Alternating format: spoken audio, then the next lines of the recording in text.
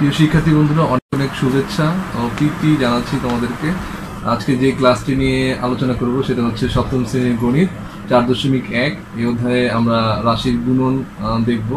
তো এর আগেও আমরা চ্যাপ্টার সম্পর্কে বা বেসিক জিনিস আমরা জেনেছিলাম। তো এই চ্যাপ্টারটি তোমরা যদি খুব মনোযোগ সহকারে দেখো এবং প্র্যাকটিস করো বাসায়, আশা করি তোমাদের সমস্যাগুলি তোমরা সমাধান করতে পারবে এবং উপকৃত হবে। এই করোনাকালীন সময়ে এই বাসায় বসে থেকে তোমরা অবশ্যই প্র্যাকটিস করবে, যাতে তোমরা পরীক্ষায় খুব ভালোভাবে পরীক্ষার জন্য খুব ভালোভাবে প্রিপারেশন নিতে পারো। তো আশা করছি তোমরা আমার এই পরামর্শটা তোমরা গ্রহণ করবে এবং ভালো রেজাল্ট করার জন্য তোমরা সচেষ্ট হবে। ধন্যবাদ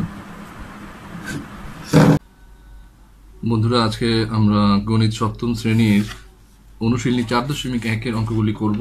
তোমরা আমার সাথে থাকবে, অবশ্যই তোমরা অনেক উপকৃত হবে। কিভাবে অঙ্কগুলো করা লাগবে এর আগে আমি একটা পার্ট নিয়েছিলাম, সেটা হচ্ছে তোমাদের বেসিক 4.1-এর উপর একপদী রাশি থেকে একপদী রাশির গুণন। আমরা আজকে অঙ্কগুলো করব, দেখি কতগুলো অঙ্ক আমরা করতে পারি।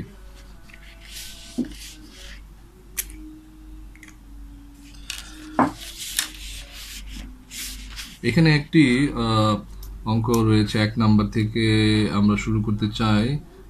অনেকগুলো অঙ্ক আছে এখানে। প্রথম রাশিকে দ্বিতীয় রাশি দ্বারা গুণ করো। 1 থেকে 24টি অঙ্ক রয়েছে, তোমরা এই অঙ্কগুলো করতে পারবে। যেহেতু আমরা এর আগে করেছিলাম, তোমরা এই সম্পর্কে অবগত আছো। তো প্রথম রাশিকে দ্বিতীয় রাশি দ্বারা গুণ করো। এখানে 1 নাম্বার 3ab আর একটা হচ্ছে রাশি হচ্ছে 4a3। এই দুটো রাশিকে আমরা গুণন করব। 3ab পূরণ 4a3 আমরা গুণন দিয়ে নিলাম এখানে চিহ্ন। তারপর আমরা 4 এবং 3কে একসাথে নিয়ে আসবো। এখানে 3 এবং 4কে আমরা একসাথে ব্র্যাকেটের মধ্যে নিয়ে আসলাম গুণন দিয়ে। যেই এক মানে সংখ্যাগুলোকে আলাদা করতে হবে, তারপর চলকগুলোকে আলাদা করতে হবে। তো এখানে আমি সংখ্যা নিয়ে আসলাম 3 এবং 4কে নিয়ে আসলাম, আর এখানে a এবং a3কে নিয়ে আসলাম গুণ আকারে এবং ব্র্যাকেট দিলাম। পরবর্তীতে b এর সাথে আর কোনো b নেই এখানে, তখন আমরা বিটাকে এইভাবে রেখে দিলাম। তো এখন যদি গুণ করি আমরা 3 4 12, আর এখানে a যেহেতু একটি এবং এখানে 3টি, তো 3 আর 1 হলো 4, তাহলে a⁴ ইন্টু b। তাহলে আমরা কি পাচ্ছি এখানে আমরা সাজিয়ে নিতে পারি। তো 12, তারপরে হচ্ছে b আছে, তারপর a⁴ আমরা এইভাবে লিখে অ্যান্সার দেখাতে পারি। তাহলে প্রথম রাশিকে দ্বিতীয় রাশি দ্বারা গুণ করে খুবই সোজা। সংখ্যাগুলোর সাথে প্রথমে সংখ্যাগুলোকে আলাদা করে একদিকে নিয়ে আসবে, তারপরে চলকগুলো যেটা যেমন a থাকলে a গুলোকে একসাথে নিয়ে আসবে, b থাকলে b গুলোকে একসাথে নিয়ে আসবে, c থাকলে c গুলোকে সাথে নিয়ে আসবে, বা x y z থাকলে এগুলোকে একসাথে নিয়ে এসে তারপর গুণন করলে যে ফলাফলটা দাঁড়াবে সেটাই হচ্ছে তোমার অ্যান্সার। খুব সহজে আমরা এগুলো করতে পারি। এরপর আমি আরেকটা অঙ্কের দিকে যাই, যেমন 2 নম্বর অঙ্কটা রয়েছে। এখানে আমরা 2 নম্বর অঙ্ক দেখতে পাচ্ছি 5xy 6az। এখানে 2 নম্বর অঙ্কটা আমি তুলে নেই খাতায়। 2 নম্বর হচ্ছে 5xy, 6az। এটাকে প্রথম রাশি থেকে দ্বিতীয় রাশি গুণন করতে হবে। এখন আমরা যদি করি তাহলে 5xy পূরণ 6az সমান চিহ্ন 5 এবং 6কে আমরা একসাথে নিয়ে নিই। 5 পূরণ 6, x দেখে এর সাথে একটাও নেই, তাহলে আমরা x কে আলাদাভাবে রাখি সিঙ্গেল। এরপর y ও দেখি নেই, তাহলে y থাকলো, আর z ও নেই, তাহলে z থাকলো। এবার আমরা করে ফেললে অঙ্কটা 5 6 কত হয়, 30 হয়। আর এগুলা মিল নেই যেহেতু, সবগুলোকে আমি বসিয়ে দেবো x y z। এটাই কিন্তু তোমার অ্যান্সার, ফলাফল। তো খুবই সহজ অঙ্কগুলো, তোমরা খুব সহজে এগুলো করতে পারবে। তারপর আমরা 3 নম্বর অঙ্কগুলোর মধ্যে যাই। 3 নম্বর অঙ্কটার মধ্যে কি আছে, বইয়ের 3 নম্বর 5xa² x², আর একটা হচ্ছে 3x⁵y।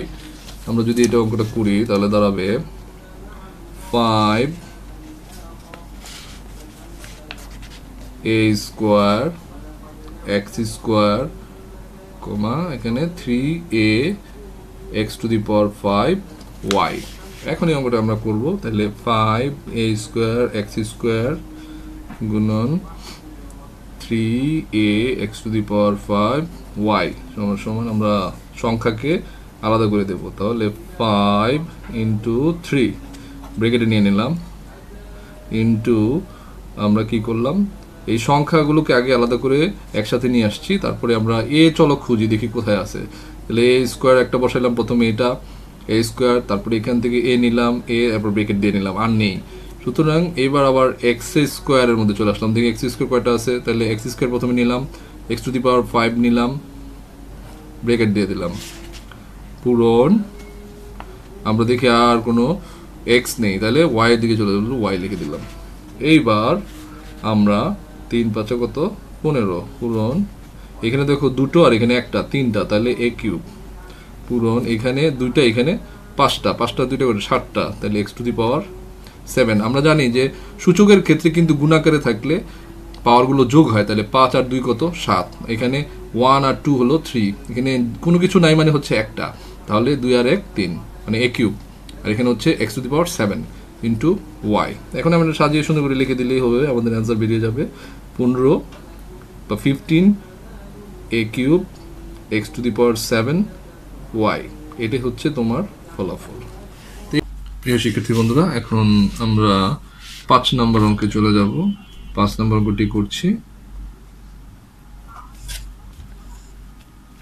-2ab x square 10b cube x y z।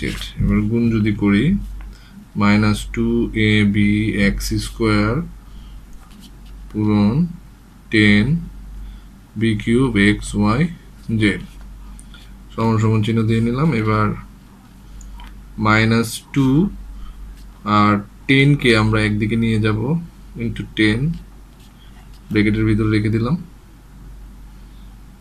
ব্র্যাকেটের মধ্যে রেখে দিই, ইন্টু এবার দেখব যে এ আছে কোথায় কোথায়, না থাকলে বসিয়ে দিব এ একটি, তারপর আছে বি ইন্টু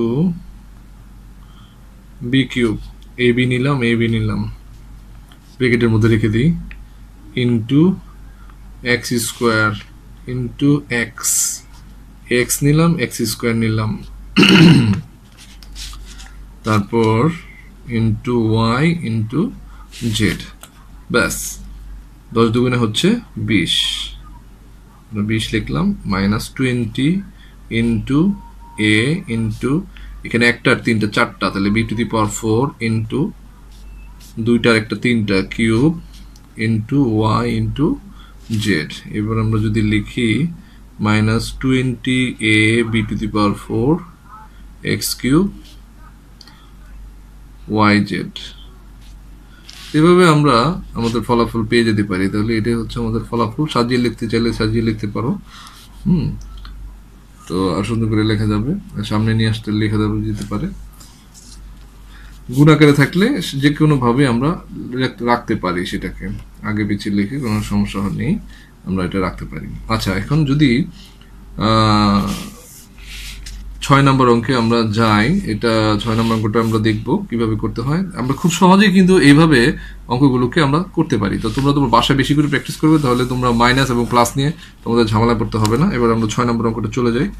6 নম্বর অঙ্কে -3p square q cube -6p to the power 5 q to the power 4, এটাকে যদি আমরা করি -3p square q cube into -6p to the power 5 q to the power 4, ঠিক আছে। এখন -3 ইন্টু -6 কে আমরা একসাথে নিয়ে নিলাম, into p square into p to the power 5, p আর p নিয়ে নিলাম যা আছে পাওয়ার সহ, into q cube into q to the power 4 একসাথে নিয়ে নিলাম, এটাকে নিলাম, এটাকে নিলাম। এবার 3 6 হলো 18, তো মাইনাসে মাইনাসে যদি আমরা গুণ দিই তাহলে কি দাঁড়ায়, মাইনাস ইন্টু মাইনাস, তাহলে কি দাঁড়াবে, মাইনাসে মাইনাসে কি হয়, প্লাস হয়, তাই না। তাহলে মাইনাস ইন্টু মাইনাস হচ্ছে প্লাস, মাইনাসে মাইনাসে যদি গুণ দেওয়া হয় তাহলে কি হবে, প্লাস তৈরি হবে। তাহলে আমরা 18 পেলাম, এখানে 18, ঠিক আছে। ইন্টু এখানে দেখো 2টা, এখানে 5টা, তাহলে কয়টা হবে, 7টা। আমরা যদি পাওয়ার যোগ হয়, গুণাকারে থাকলে কি হয়, পাওয়ার বা সূচক কি হয়, যোগ হয়। তাহলে p to the power 7 into q to the power কি হবে, 7 হবে। 3 এবং 4 যোগ করলে হয় 7। তা আমরা যদি লিখি তাহলে 18 p to the power 7 q to the power 7, এটাই হচ্ছে তোমার ফলাফল।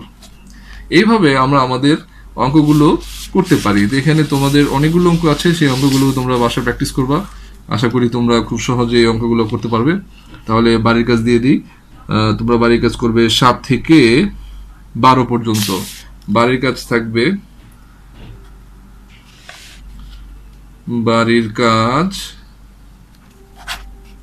7 থেকে 12 পর্যন্ত। অবশ্যই তোমরা বাসায় এগুলো ট্রাই করবে, এবং ট্রাই করলে, চেষ্টা করলে তোমরা অবশ্যই ভালো অঙ্ক করতে পারবে। আমরা এরপর নেক্সট টাইম যে অঙ্কগুলো করব, এগুলো আমরা ধীরে ধীরে সবগুলো অঙ্ক আশা করি করার চেষ্টা করব। 4.1 করার পরে আমরা 4.2 সিরিয়ালি আমরা চ্যাপ্টার ওয়াইজ অঙ্কগুলো করার চেষ্টা করব। ঠিক আছে? আর মাঝখান থেকে অঙ্কগুলো করব, বিভিন্ন চ্যাপ্টার রয়েছে সেগুলো আমরা দেখব। বীজগণিতে খুব বেশি চ্যাপ্টার নেই, সরলের অঙ্ক রয়েছে, তারপরে গণিতীয় সূত্রাবলী এবং প্রয়োগ আছে, সেগুলো আমরা সূত্রের সাহায্যে মান নির্ণয়ের অঙ্ক কিছু আছে, সেগুলো আমরা দেখবো এরপরের ক্লাসগুলোতে। আমরা আশা করি তোমরা আমার সাথে থাকবে, ভালো থাকবে, আশা করি বাসায় থাকবে, এবং বেশি বেশি করে অঙ্ক এবং অন্যান্য বইগুলো তোমরা পড়বে। ধন্যবাদ সবাইকে।